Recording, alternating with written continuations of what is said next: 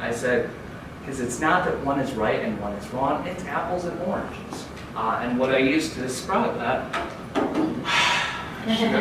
should have brought a colander with me. And in case none of you have ever heard of the Pastafarians, so let me explain the Pastafarians to you. If you are concerned about the future of humanity, you need to learn about them because Pastafarians are trying to save the human race. What the Pastafarians have identified is that there is a direct correlation between the decrease of the number of pirates on the planet and the increase in the temperature of the planet. And they said the only way to save humanity is, number one, we all need to start drinking more rum, get some parrots, peg legs, little eye patch. And number two, we need to remember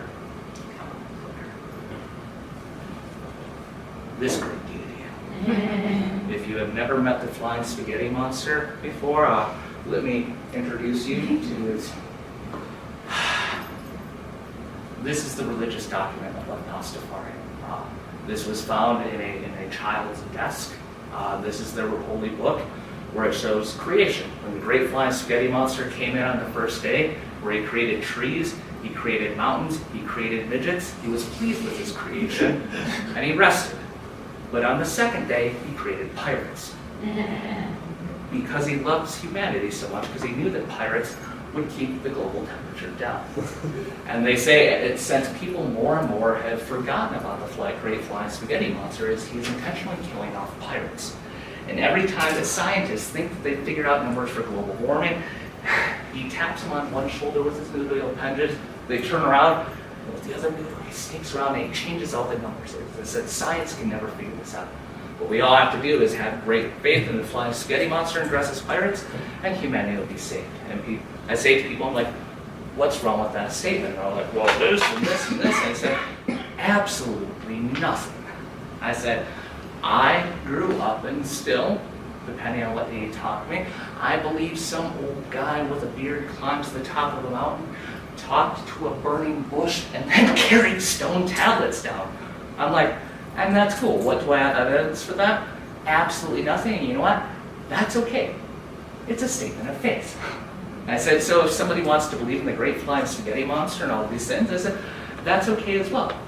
I said, now if they try and run for local school board and have this inserted into school curriculum in science about the great flying spaghetti monster, I said, that's a problem because this isn't science.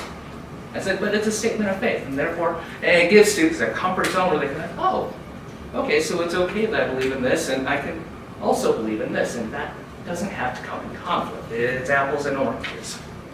And it survives, and historians come back and they write about this period. They'll be writing primarily about these lit up rectangles, because everywhere you go, if you think about it, human beings are always staring at a lit up rectangle. Whether there's a screen here, a screen there, a cell phone, everywhere you go. Even families can sit around together and they're not even talking. If they do talk, they're chatting back and forth on their little lit up rectangle. And we've forgotten what it means to be human. Now the problem is this has become such a prevalent thing as students, they don't understand things such as the algorithms on how Google works, or that you can pay a software programmer to have your story hit 10 million times in 30 seconds, and then all of a sudden, pops up to the top of Google, and that means, yeah, is that the most trusted source? No, that is a software programmer who was paid to have it pop up to the top. This aspect of critical thought. And what I try and focus on with that is I say, let's look at multiple sources. I said, whatever happens, I tell students from day number one, if you're used to using the internet for research, I said, in my class, if you want to utilize things such as access to JSTOR, things like that, I said, that's fine, that's appropriate, because that's just like going to the library virtually. I said, Wikipedia, any of my assignments, if a student uses Wikipedia, even just a tiny piece, an automatic 0%. I said, Wikipedia, who's writing that? And some of the stuff is really good there, but it can be changed anytime, and luckily the moderators catch it a lot now, but they look at Wikipedia, they see one answer, they say, I'm done. I'm like, that's not how it works. And that's why in my classroom, my class is what I call the Lewis 3-for-1 deal, is I have a book, it's a very conservative interpretation of U.S. history, I have a book that's a very liberal interpretation of U.S. history, and then I say, and I was trained in American history at Strathclyde University, so I have a global British perspective on things. I said, so yeah, we'll identify each one, and yeah, and all three are valid. Last conflict, who is it that fights the revolution? And it's the poor white man. Who wins the revolution and gets anything? The rich white man. And that is also true. And I say, but what they both leave out for the fact that they weren't trained in global history is that, is North America is split up between the Russians, the Spanish, the British, the French, and if you were a British colonist there on the eastern seaboard, what defines your life is not your own ideas or values, it's what's happening across the Atlantic. And kings and queens and monarchs making those choices of going into conflict, and you always get stuck in the middle, which means all the time you have to flip-flop and say, which side am I on this time? And that changes very often. In a big picture, I guess what I'd like to address, some of you may know this song. I think it'll be a good example.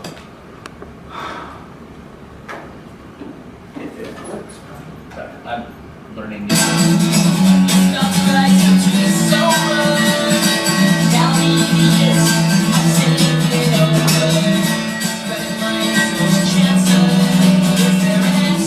Acoustic version of a punk rock song called "The Idiots Have Taken Over." There's no point for democracy when ignorance is celebrated. A political scientist has the same one vote as an Arkansas inbred. Majority rule doesn't work in mental institutions. And I'm sure you can perhaps recognize some of these characters from TV. The cast of a wonderful MTV show.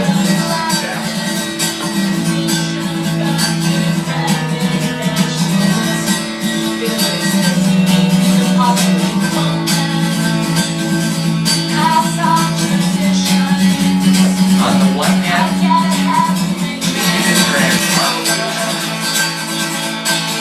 how do you offset that?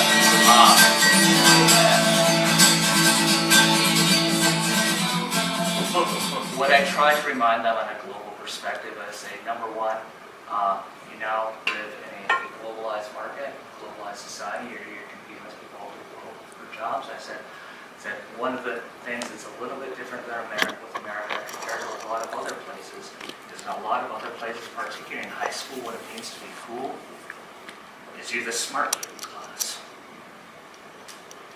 And I said, unfortunately, we've created this culture, what it means to be cool in high school now, is even if you are smart, you pretend to be dumb. And you spend your extra time bullying people, or talking about Facebook, or talking about the most recent jackass. And I said, that's fine if you want to do that. I said, and as a historian, let me tell you, that your generation will then go down in the future as the ones who destroyed our nation. Like, it's not a big deal, it's only the future on the line here. So, I think not only are we dealing with people who have multiple aspects thrown at them all the time and that are not being challenged and being told that that their sense of entitlement and laziness, it's a new phenomenon of American experience, and just because it's prevalent doesn't mean that it's right. And the other thing is when it comes down to debate, as I say, none of you try to engage with others in this room on a basis of conversion. I said everything in this room is always a conversation. I said, because that's a very different phenomenon. My most impressive student I've ever had at Dixie looked a lot like the guy at the top. Was a recovering alcoholic and drug addict and biker covered in tattoos named John Mullinix. The fact that you're all screaming to silence somebody because they disagree with you, that's going to destroy this nation, kids. And I think it's important for us to take all these different elements, whether it's just how we talk about things with each other, trying to figure out how to reach our students, but to let them know disagreement is okay if it's based on conversation, mutual respect, and with the study of past. Secondary sources are important. I said, I can qualify and look at primary documents and analyze them. I said, because I have a PhD that took me many, many years to get, and reading thousands of books and writing my own book and traveling around the world collecting about, I think my research about 200,000 pages of primary documents that I've digitized? And I said, yeah, and I had sleepless nights and all these things. And I said, at the end, I survived, and they said, congratulations, Dr. Lewis. Now you can analyze primary documents. And so, yeah, when Glenn Beck says, just look at the primary sources and then Google it, yeah. Anyways, I actually don't have a conclusion to that because I don't know what the answer is, but I thank you for allowing me to.